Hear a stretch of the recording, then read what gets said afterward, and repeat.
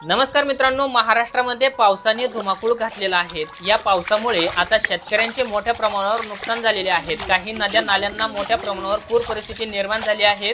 काही भागांमध्ये अतिवृष्टी झालेली आहे तर काही भागांमध्ये ढगफुटीसह दृश्य झालेलं आहे।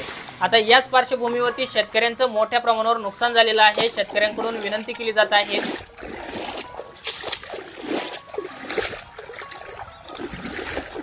आता 4 जिल्ह्यांसाठी निधी वितरित करण्यात आलेला आहे। हे 4 जिल्हे नक्की कोणते आहेत तर ते आपण या व्हिडिओमध्ये पाहणार आहोत।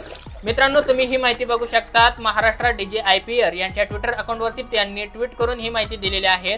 अतिवृष्टी व पुरामुळे बाधित झालेल्या शेतकऱ्यांना दिलासा व मदत देण्यासाठी शासन संवेदनशील असून जून 2025 ते ऑगस्ट 2025 या कालावधीत नांदेड, परभणी, सातारा आणि सांगली या जिल्ह्यात झालेल्या अतिवृष्टी व पुरामुळे बाधित शेतकऱ्यांना नुकसानपोटी मदत देण्यासाठी 659,52,61,000 एवढा निधी वितरित करण्यासाठी मान्यता ही दिलेली आहे। तर मित्रांनो, तुम्ही बघू शकता 659,52,61,000 एवढा निधी 4 जिल्ह्यांसाठी देण्यात आलेला आहे। तर हे 4 जिल्हे कोणकोणते आहेत?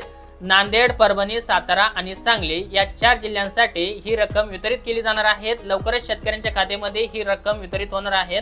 तसंच जर मित्रांनो आपण बघितलं तर महाराष्ट्रामध्ये अजून देखील पावसाचा धुमाकूळ सुरूच आहे।